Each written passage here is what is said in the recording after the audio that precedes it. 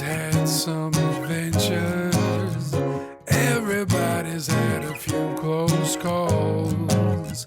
Everybody's got a story.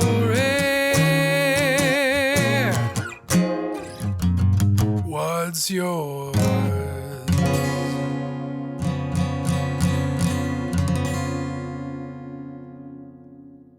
Hello, friends. Welcome to episode 13 of Cool Story with David J. MacNeil. Thanks so much for listening.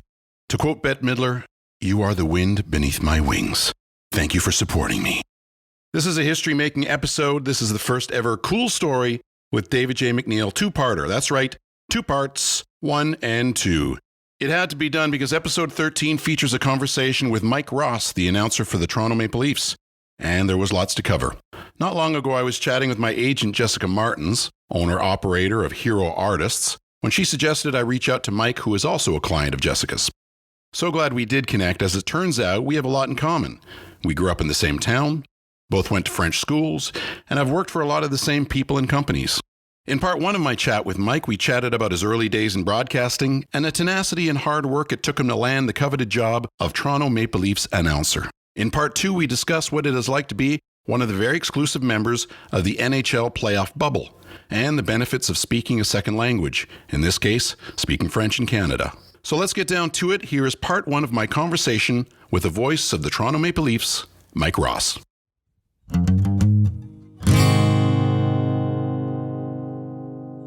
Hey, Mike, how you doing? I'm doing great, David. It's great to be here. Yeah, thank you very much. It's great to have you on the show. Thanks for taking the time to do this. I really appreciate it. You're a busy guy. Yeah, I think in my career, when I've done tournament style events like the World Juniors, or when I did the Pan Am Games, I did men and women's baseball for Pan Am Games.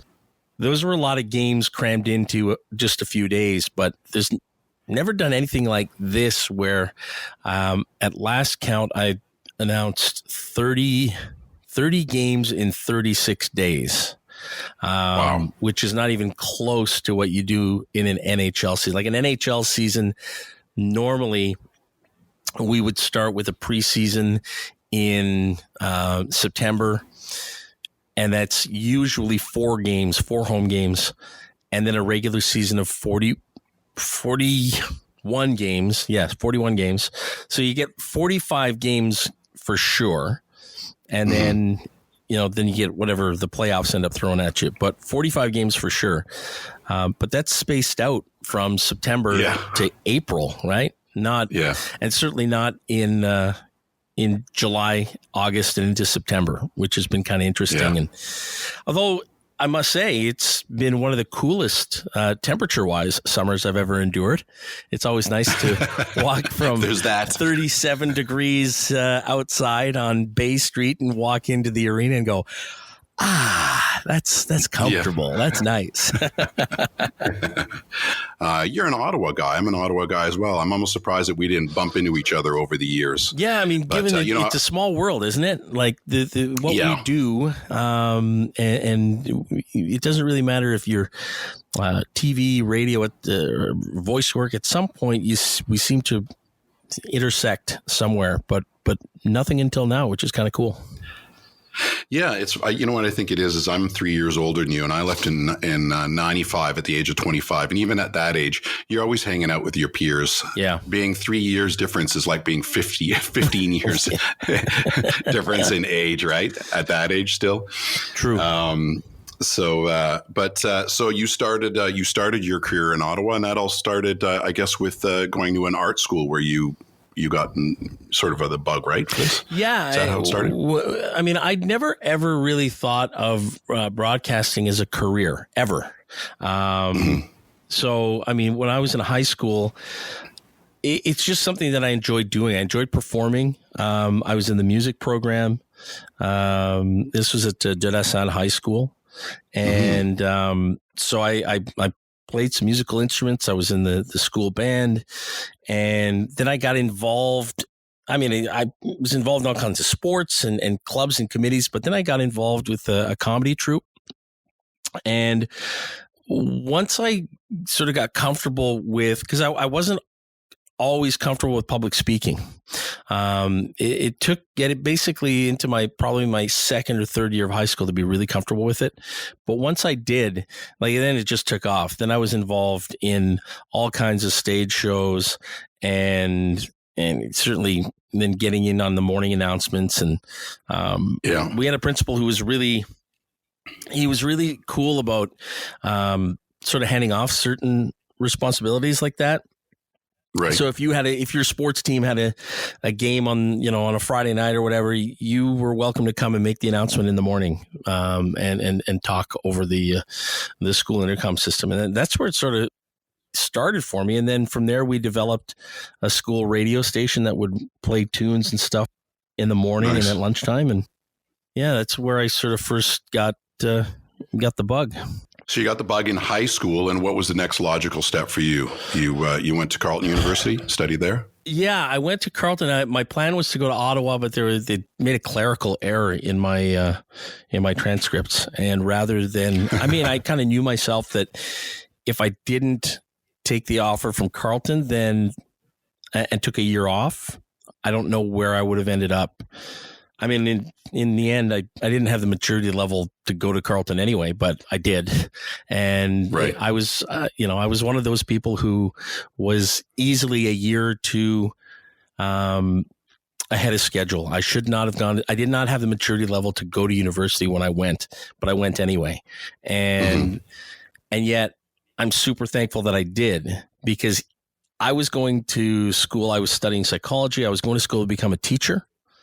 And in my first year, kind of fell into radio the way I did in high school, where, I'd watched WKRP in Cincinnati, and I listened. I was a huge fan of radio in Ottawa.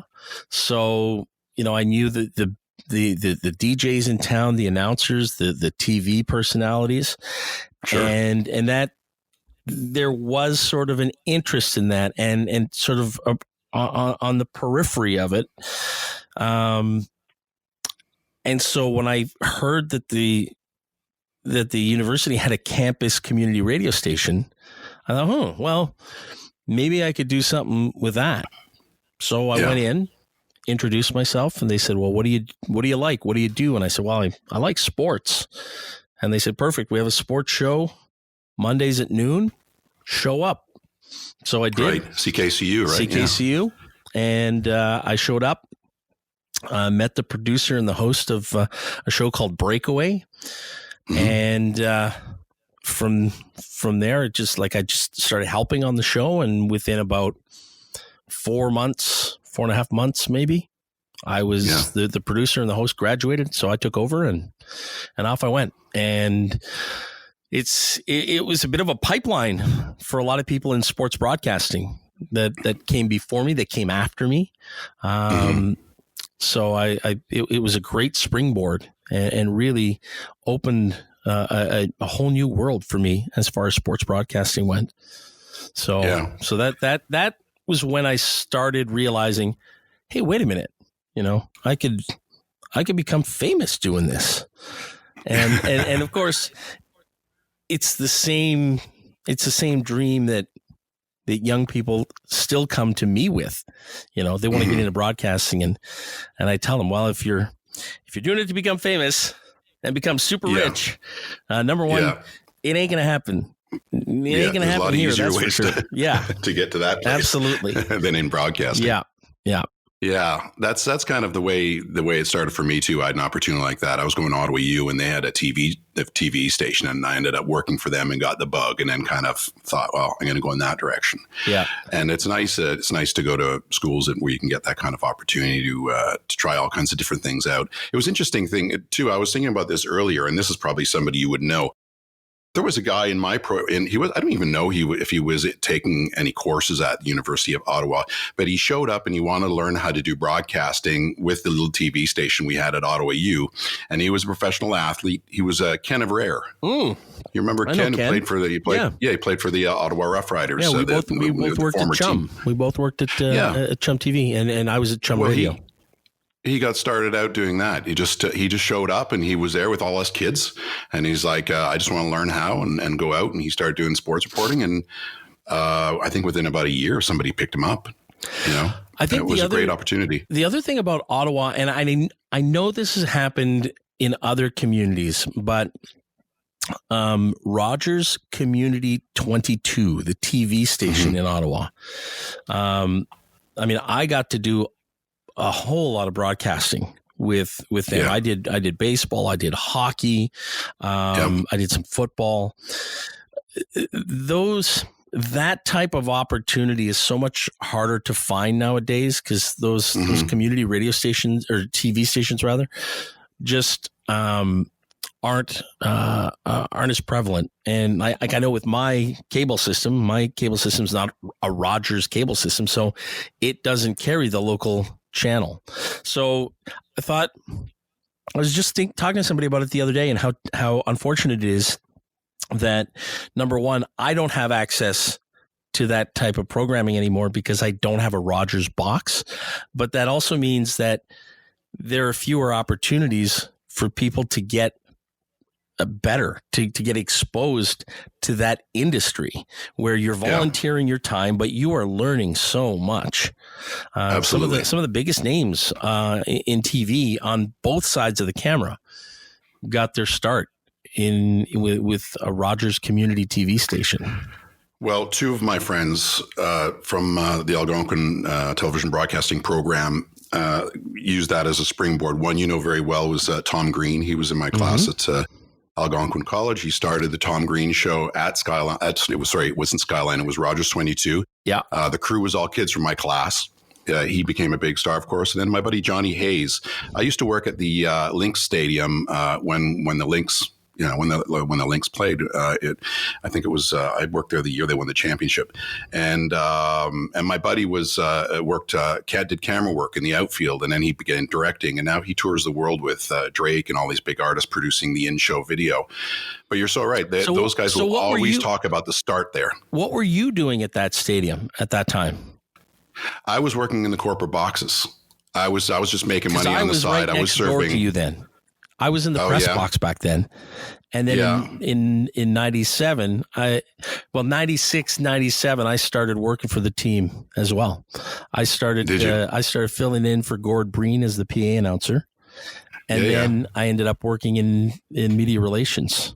So we say that we've never actually crossed paths, but we may have actually physically crossed paths in a hallway somewhere. I'm sure we have. I used to do some stuff over at Rogers 22. We probably passed in the hallway there.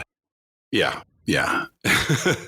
It's a small world, and I bet you the more we talk, we know all kinds of people in common too in the industry who are still in Ottawa or started there. Yeah. I want to ask you about living in Ottawa. So you grew up in Ottawa. You lived an hour and 10 minutes of drive from Montreal. You lived in Ottawa when the team got an NHL franchise, the Ottawa Senators. But you're a dyed-in-the-wool Toronto Maple Leafs fan. How did that happen? Well, like pretty much everything else in my life related to sports, it all happened because of my grandfather. My parents, they now, they like watching the Senators, but they're not big sports fans by any stretch of the imagination. My dad played baseball, well into his 20s, but when it comes to following professional sports, has no interest whatsoever. And yet, my grandfather was a huge sports fan. He was a hockey player. He played hockey for the Canadian Army team, and he actually was a Montreal Canadiens fan, living in Montreal. And in 1948, went to a Habs game. They were playing the Boston Bruins, and there was a Boston defenseman that made an end-to-end rush and scored a goal. And he said, he always described it as one of the most beautiful goals he'd ever seen. And so he applauded. He saw nice play. And even though it was the opposition, he recognized good hockey. And a couple of people were yelling at him to pipe down, and somebody reached down from behind him and knocked the fedora off his head, and it went flying down the aisle. And the usher came up to him and said that was enough, pipe down, or you were going to be asked to leave. So essentially, you cheer for Montreal or you get out. And he said, no problem. He said, just hand me my hat and you'll never see me again. Wow. And he became a Leafs fan. That was it. He was done with the Montreal Canadiens. He became a Maple Leafs fan. And thus, when I came along, I grew up literally in the house next door to him. So, and there weren't a ton of kids in my neighborhood. So he was essentially my best friend.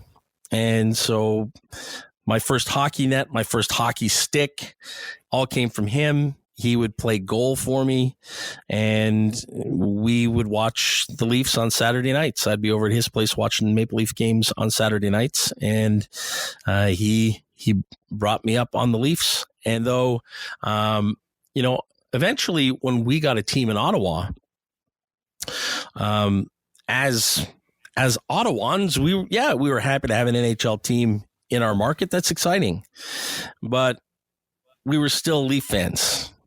And even in the years where I ended up working for the Senators and covering the Senators, there's that love of the Leafs never ever went away. And so when 2016 rolled around and the opportunity came up to go work for the Leafs, it was like I think my only disappointment about moving into that job with the Maple Leafs was that my grandfather was long gone and didn't get an opportunity to hear me on TV on a Saturday night from a Leafs game. Yeah, that what would have been a cool. thrill that would have been for sure. Yeah.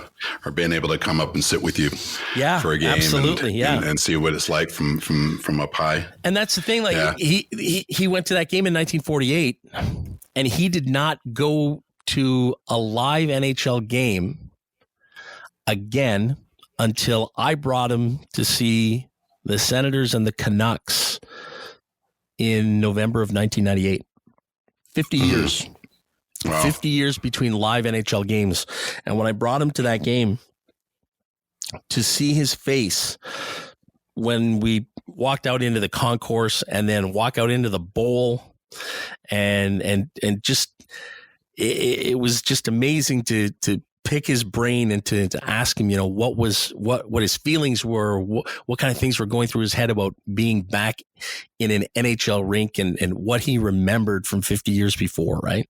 And, and I was very lucky. I mean, I had some great experiences through sports with him over the years. We were Expos fans. We liked the Blue Jays. We liked the Hamilton Tiger Cats and the Ottawa Rough Riders. And if not for him, there's no way I'm even remotely interested in sports. Yeah. Yeah. Well, one of the things too, I think, and I'm sure you'll agree, one of the big traditions in Ottawa growing up was going to 67 games. Mm-hmm. That was just a great product and a great team, and loved the coach. And that was a lot of fun. I really enjoyed that. I used to do that with my grandfather, my mom's dad. I wouldn't tell you a quick one. My dad's dad, my grandfather, Reg MacNeil, he lived up in Sudbury, and he said he could never cheer for the Habs because he said that the fans did something that he just couldn't agree with, and that was that they'd boo the team when the team wasn't doing well. And that did not sit well with him at all. He said, I can't cheer for that team because of the fans. He goes, they got to support the team even when they're down. Wow. And yet even today now, players will tell you fans have that absolute right. And they rarely react in a negative manner when the fans put that sort of display on, right? I mean, it's when they pull out the paper bags. Well, sure. We had a few years of that, waffles, right? and all the rest. Yeah, it's certainly different times, and fans act differently, players act differently. There's a different access to them.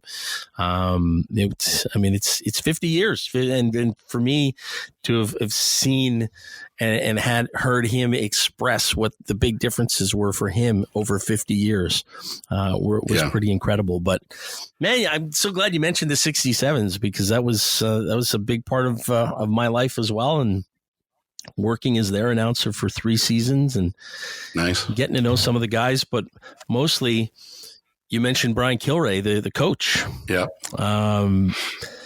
My very first year, Brian Kilrea always had a small room across the hall from the dressing room that was sort of like where he would hold court after the game.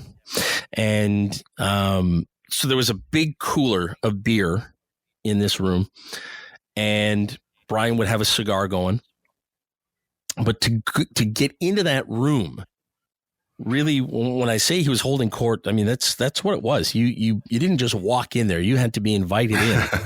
Sure. And so my first season, probably about 2 months into it, a friend of mine, Howie Mooney, was the host of Rogers TV broadcasts of the 67s games, and Howie said, "Hey, you coming for a beer?" And I said, "Are you kidding me? I haven't been invited." He's like, "No. Mm-hmm. Killer said to ask you if you wanted to come." Really? Yeah. Oh, okay.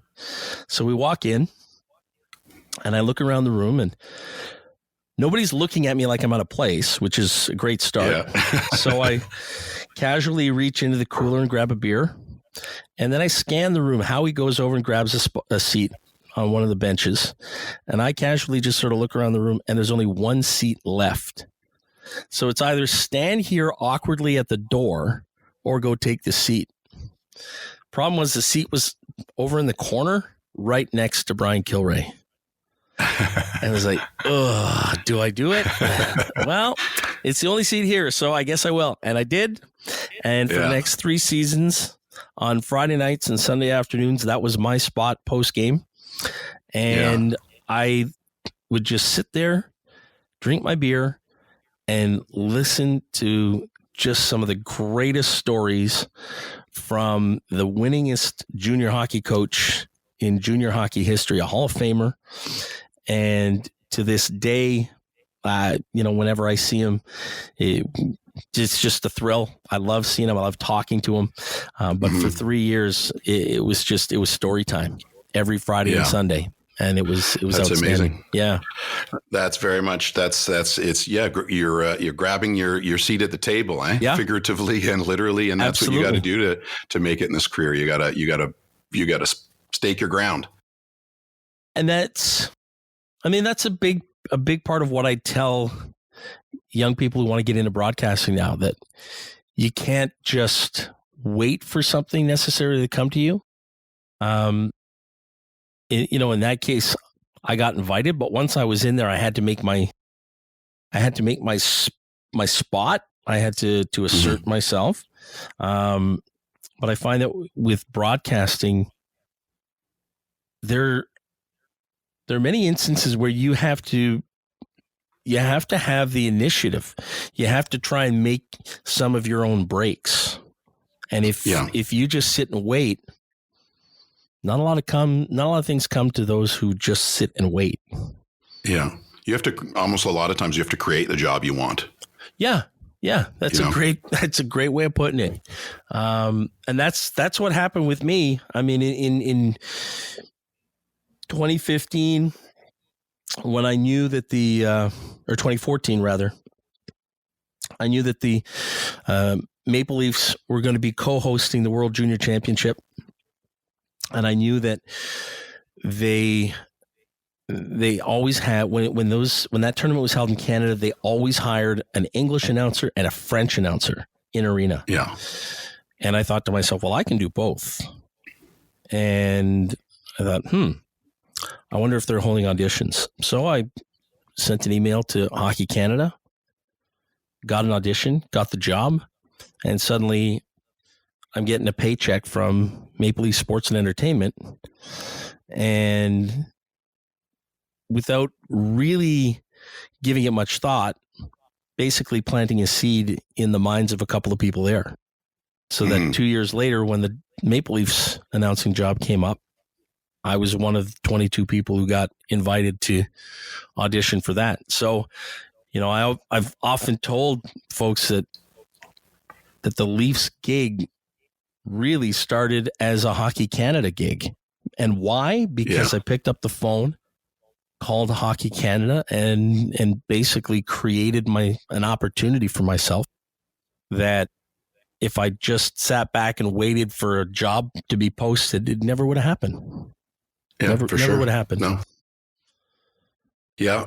So you were a known entity then for having done that tournament to be able to step in and be recognized when they started looking for somebody to replace Andy Frost. I'll tell you a funny thing. I tried to get in to the room, but I did not. I didn't have the sports chops or anything. I was like, okay, well, I've got the voice and I'm a hockey fan and all that kind of stuff, but I didn't have any of the chops that you've got or the pedigree from having spent a lot of time, doing it for other teams and that sort of thing. I was just like, my attitude's always like, if I can get in the room, I might not get this gig, but there might be something else that they can see me doing, for MLSE or whatever. I wasn't able to get into the room on that one, but that's funny. That's my little story about it. I was not one of the 22 people they saw, but I'm glad you were. So tell me a bit more about how that happened. So you did you go through your agent? Did you what did you do? Did you talk to people who are already there? Or? I didn't have an agent, actually. The whole reason that you and I have been able to connect here is because I have an agent now.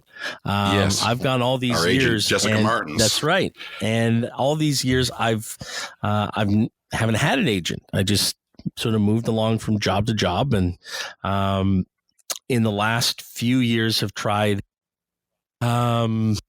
I've picked up a little bit of voice work here and there, but I thought in order to really be serious about it, I needed to work with someone who knows the business, has the contacts, and so I connected with Jessica, but through Martina Ortiz Luis, who is the anthem singer for the Maple Leafs. So that's how we made that connection. Nice. So with the Leafs gig, when the Maple Leafs decided in 2016 that they were going to do sort of a reboot of their game presentation department, new PA announcer, new DJ, new in-arena hostess and host, because at the time they had a hostess, but now they wanted to go with a duo and go with a man and a woman. And they were going to, for the first time in a long time, go with one anthem singer. So they held a whole bunch of different auditions for those. But nothing had yet been announced about the PA announcing. And then Andy Frost put out a tweet one morning saying that, after 17 seasons, his contract wasn't renewed. And so I looked at that and thought, well, okay, I got to send somebody a note. I got to talk to somebody about this. So I immediately reached out to the game presentation person that I had worked with at the World Juniors in 2014. And they had gotten me some other gigs. After I did that World Juniors for them, then Soccer Canada came along. They were looking for someone to do some announcing for a couple of World Cup qualifying games, but they needed somebody bilingual. And Toronto FC, which is an MLSE company, or team, their announcer wasn't bilingual, but they said, oh, wait a minute, the Leafs had a bilingual guy for the World Juniors. Let's reach out to them. And so that opened up another door. And someone who had heard me at the World Juniors ended up being a friend of a friend who was leading the hiring for the Pan Am Games. And that led to another gig, and et cetera, right? I mean, it's sort of like when it rains, it pours. And so when I'd made this connection with the Leafs through the World Junior Championship, I maintained that connection kind of loosely. And so on the day that Andy's tweet came out, I sent a note to her and said, would love to know what's what, how you guys are going about filling the position. And I mean, at the time, honestly, until the day that I got the call saying I had the job, I don't think I seriously thought there was any way that I was going to land it. Not for a second. Even with all of the experience you've got, all the years you've put in, all the sport shows, all the announcing you've done for other games and leagues. And the reason why is because when I moved to Toronto in 2000, I moved from Ottawa to Toronto in 2001 to help launch sports radio to launch a national sports radio network. There were no announcing gigs. There were no PA announcing gigs in Toronto or the GTA. So I went 9 years not doing any PA announcing for anything. Oh, yeah. And in 2010, my old boss from the 67s, who is now with the Senators, needed someone to cover off for Stu Schwartz, who was the Senators PA announcer at the time, and who was going to be away at the Parapan or the Paralympic Games rather in Vancouver.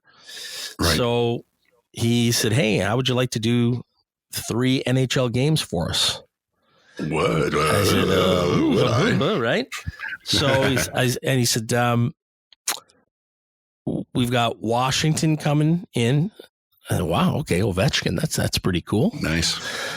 Calgary's coming to town. All right, good Canadian team. And the last one's the Maple Leafs. Okay, you don't have to twist my arm. And so I did those 3 games, and then I end up filling in basically every year for the next 6 seasons for at least a couple of games a year. But even then, because I'd gotten that through a contact of mine, and I still hadn't really gotten any other gigs, I can't say that I was super confident about getting a Leafs gig. But I sent the note and got a response immediately. And it was probably another week or so, week and a half, that I was told, okay, we're holding auditions, live auditions, by invite only, and we'd like to invite you to come and try out. And so I made my way down to Scotiabank Arena, Air Canada Centre at the time. Yeah. And it was literally just sort of like an assembly line of announcers sitting in the lobby downstairs, and then they bring you up and all people you knew and faces you recognized, that sort of thing. Yeah, some that I'd never seen before, some that I'd seen on TV but didn't know. But I find it interesting that you say that you wanted in on the room, but didn't have the experience. There were a lot of people there that didn't have that experience. There were people that I saw there that had no PA announcing experience, but because they were sports people, television presenters, radio presenters, that seemed to sort of carry the day for a lot of people. So for me, when I walk in there and I see a guy that I've seen, I think I'd seen him on TSN or CHCH at different times, I thought, oh boy, that guy's got the job if he wants it. He's good looking. Right. He's got a decent voice. He knows sports. I don't have any of that. So anyway, it gets around to me. They take you upstairs, and the announcer booth is on the same level as the press box, just above press row. Right. And they take me down to this booth, and it turns out that it's the same booth that I auditioned in for the World Juniors, same spot. Oh, okay. And as I'm about 30 yards away from the door, and the previous candidate's now walking out towards me, he's leaving, I see someone stick their head out of the door of the booth, and it's my contact who Nice. leans out and goes, "Hey, Rossi, nice to see you." Nice. Well, it was for me, but for that poor guy who was walking the other way, like I just saw his face drop, right? Like, oh, that guy's now he's thinking what I was thinking before, which is, oh, that guy's got it now. Did you hear that reaction? I was almost doing handstands over there. Yeah. But what a relief for me to see a familiar face, somebody that I'd worked with for, over 2.5, 3 weeks, and to now know that I'm actually going to sit in front of the mic in the same spot where I've already done an audition.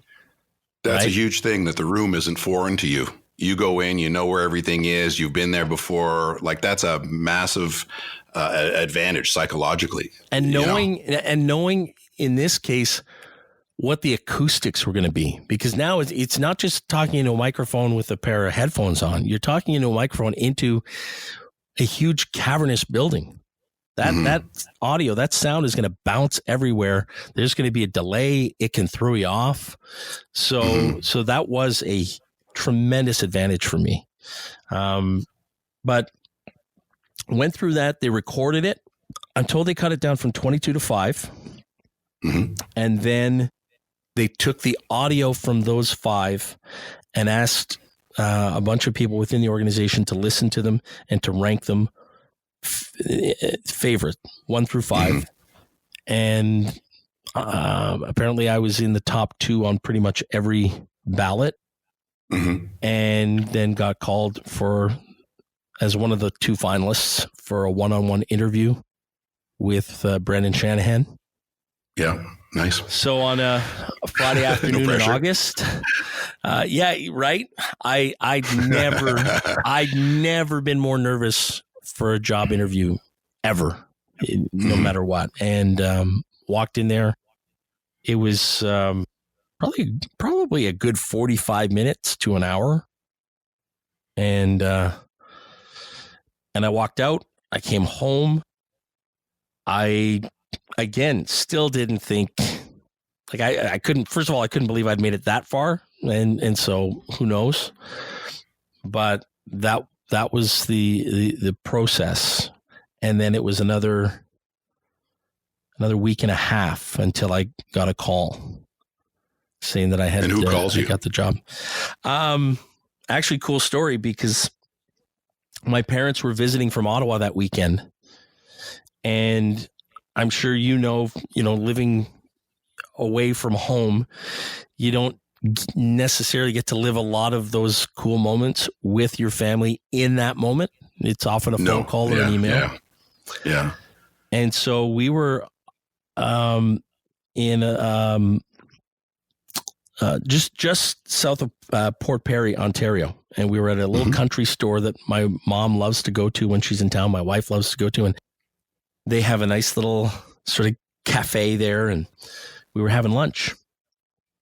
And I pulled my phone out of my pocket, and to this day, I almost always have my ringer off and not on vibrate. I don't know why. Like, it's just such an idiot. But I missed a call, and it was a 416 number, and I went, "Oh, okay, what's this?" So I listened to the voicemail, and it was the manager, or the director rather, of game presentation, Anton Wright, and give me a call. And I went, "Oh, okay." So I probably don't have the job, and they're just calling to let me know, so I better call him back. So I call him back, and now I get his voicemail. At which point I leave a message, something to the effect of, "My phone's on, my ringer's on. I'm holding my phone. I won't miss the call. Call me back when you have an opportunity." And we sat back down at the table, keep eating our lunch, and the phone rings, but I don't notice it. And my wife elbows You're not me. making this easy, hey, are you? Hey, look, your phone. So that's when I grabbed it, and it was Anton. And he said, "Hey, listen, I'm just calling about the PA announcing job. Wondering if you're still interested." I said, "Yeah, well, you'd probably have to twist my arm." And And he said, well, we'd like to offer you the job. And I was, at this point, I'd left the table. I didn't want to be disturbing other people. But I'm probably about halfway across the store, and my knees sort of just buckle under me. And I look across the room and at my wife, and I'm just pumping my fist. And the coolest part of this was the end of the phone call when Anton said, all right, unless you have any other questions for me, we'll talk again on Monday about the details. And I said, no. I said, I don't really have any questions right now. I said, my head's kind of spinning. So I said, we can talk Monday. And he said, okay, perfect. Welcome to the Toronto Maple Leafs. Nice touch. And that was just, one of my favorite movies of all time is The Natural with Robert Redford. Yeah. And when he finally makes it to the New York Knights and tries on his hat and everything else, and the equipment guy says, welcome to the Mages. And that was my welcome to the Mages moment. Yeah. Welcome to the big show. Yeah. That's amazing. And so did your life change overnight? Oh yeah. Yeah. Suddenly it was exactly the way I'd heard other people describe similar situations in their life. All of a sudden you have a whole bunch of new friends that you didn't know you had who were looking for tickets. Yeah, sure. Which was hilarious. It's like winning the lottery, right? Oh yeah, huge. And especially in this town, right? I mean, every Canadian city that has a hockey team and every big, American city that has a hockey team, they all have rabid fans, right? And everybody's looking for a ticket. But when you're talking about the Toronto Maple Leafs, or if you were talking about the Montreal Canadiens, like it's a different level. And that's why I said earlier that even with all the experience I had under my belt when I auditioned for it, the Maple Leafs, it's a different stage. It is the biggest stage for sports in this country, bar none. Yeah. And that was sort of driven home to me in that I'm only the fourth announcer in team history. And so when my wife and I are at Chapters about 6 months ago, and I pick up a book on the history of the Leafs, and I'm flipping through it, and it's talking about the announcers and mentions Red, and it mentions Paul Morris, and it mentions Andy Frost, and then it shows my name. I was like, did the knees buckle again? Yeah, right to the cash register where I bought the book on the spot because I'd never seen my name in a book on the history of the Toronto Maple Leafs. And suddenly you start flashing back to Saturday nights when I'm 9 years old and having my grandpa call my mom and say that he's going to stay and watch the second period. And then call her again, because if I call her, she's not letting me stay. But if grandpa calls, I can stay. And then calling so I could watch the third period with them.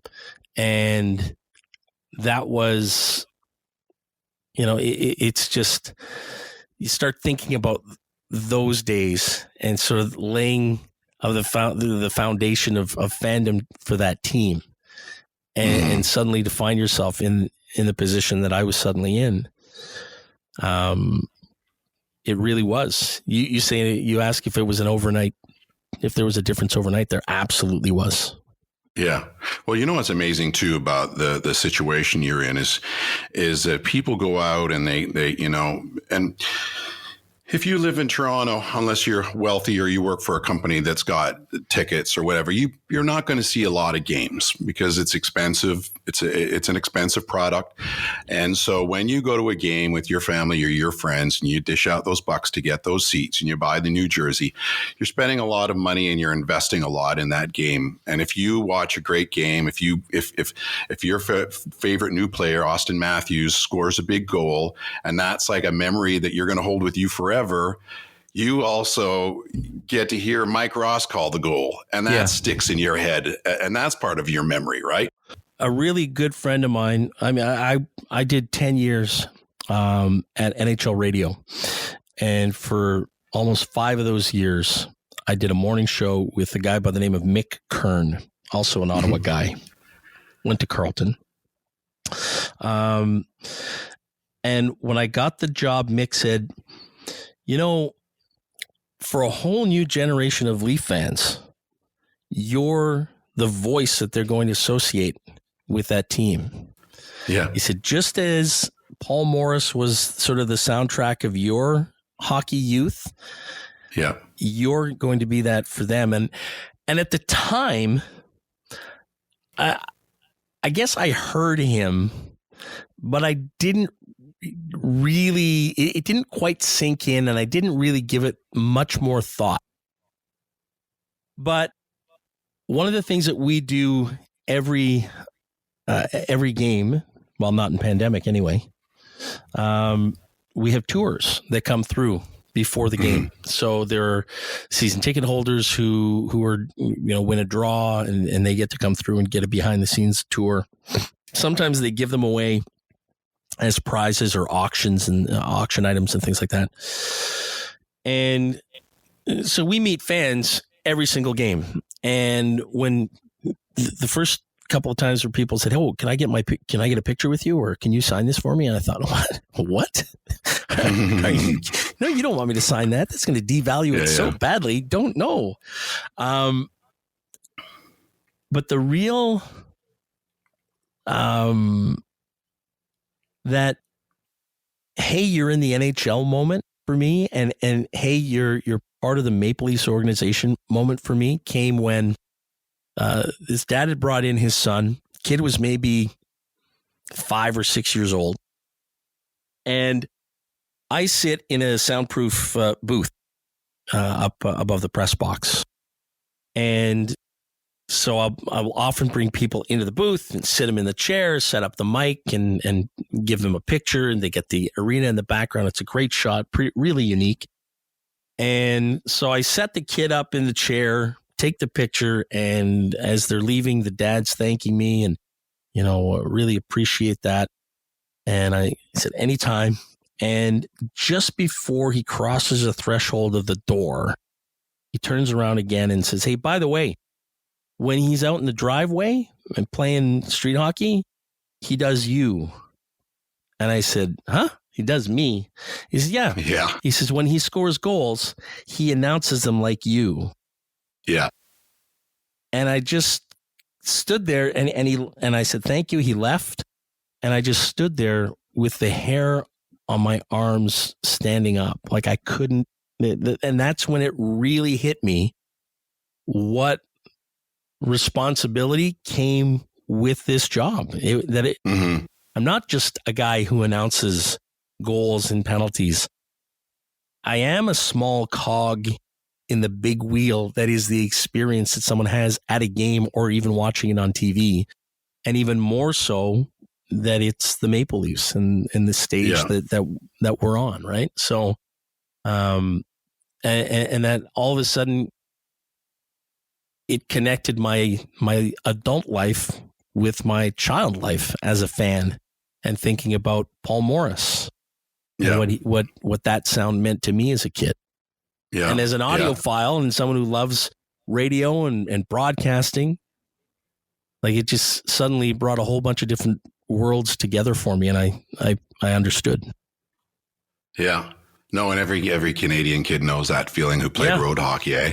Yep. Scoring the big goal, running around the back of the net with your head stick up, and you're Dan Kelly or you're whatever. You're Bob Cole, or exactly. You're the local radio announcer. Yeah, you're Joe Bowen. Yeah. You're Dean Brown.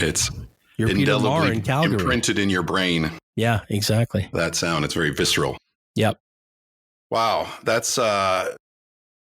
I completely understand, what the dad was saying about that. That is so true. That's you become such a big part of the fabric of hockey in every way, especially for kids who are seeing it for the first time and hearing it for the first time. And then that's incredible. To tie it back into what we're going through now with the pandemic. Mm-hmm. So back in March, when we were told that's it, we're on pause, we're not sure when we're coming back.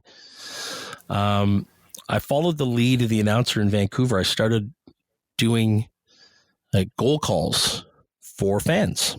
Just I've seen your YouTube video where you're talking. Yeah, and it really honestly started as one video for one kid who was having a birthday and couldn't have a party, couldn't have his friends over. Yeah, and it just took off from there. And as a matter of fact, just today I did 2 more. But I did almost, I think I'm now up to almost 1,300 of those videos. Yeah, I saw the video you shot where you were flipping through those little Hilroy notebooks where you were like, this is, I don't know how many of those you'd gone through, but it was just full of notes for all the names of the people who wanted goals called for them and that kind of thing. And so you've done, how many have you done total now? Almost 1,300. Wow. Yeah. You're a bit of a workhorse, aren't you? You're always busy. Like, this isn't something you need to be spending your time on. I mean, it's amazing, but I mean, that's an added duty or whatever. But that's pretty amazing. It was a lot of work, and I can't tell you how many times I had to beg for people to be patient with me because I mean, I was still doing my radio shows in the morning. Yeah, and then I would spend an hour and a half to 2 hours a day knocking off these videos. It takes a lot of time to do that. It does. And I did it. There were 2 reasons that I wanted to do it. Number one, people were asking for it, but you could tell that people needed that connection to hockey. Yeah. And it was nice to be able to do that for people. And the generosity that people showed towards charities and in donating in honor of those calls was just mind-blowing. Yeah. Like our foundation, Maple Leaf Sports and Entertainment Foundation, actually sent me a note and said, we had no idea you were doing this. I said, well, it just sort of happened. They said, well, we've been getting like a huge uptick in donations, and they've all got notes saying that something about you and the goal that you did for them. And so it just, it exploded.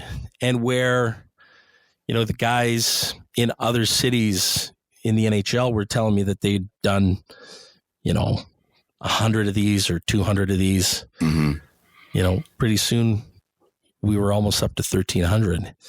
And the other thing, fans. That's right.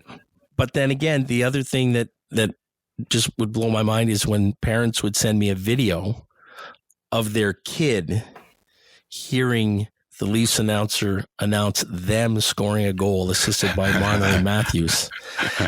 And little squeal. Oh my goodness. Like jumping up off the couch. And one guy took it out on his iPad. He took it out to the driveway where the kids were playing hockey and basically set it up. So after they scored, he said, hey, check this out. And he played it for them. Those reactions, I mean, it brought me back to that dad and the little kid in our booth. Yeah. And that just sort of reminds you again of the tremendous responsibility that comes with the job. Yeah. Well, and good for you for doing that. I think, the amazing thing about that is we touched on this a bit is that when the pandemic and the shutdown hit, all of a sudden, our liberties are curtailed for a while. We're staying at home. Lots of people sinking into depression. What we've always had is sports. At every other turn in life, when we've hit hard times, we've had sports and arts to distract us, to make us feel better, to make us feel like something is still there that's a touchstone that feels comfortable. And then when sports goes away and you don't even have that anymore, that's a big hole. It's a big hole, and it makes it hard to get through times like this, especially if you're already dealing with some depression and and difficulties. So for people to still have, like you said, that touchstone, that they can reach out and still feel hockey in some kind of way, or still get a taste of it. That's a huge gift. So good for you for doing that. It's pretty amazing. Thank you. That wraps up episode 13, part 1. Tune in for more with the voice of the Toronto Maple Leafs, Mike Ross, in episode 13, part 2. Thanks again to Jerry Stamp, who wrote and performed the Cool Story theme song and all other jingles and stings that appear on the show. Do yourselves a favor and look for Jerry's music wherever you stream. And finally, thank you for listening. Until next time, pura vida. Everybody's had some adventures.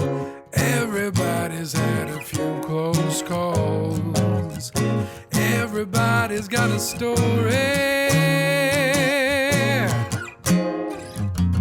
What's yours?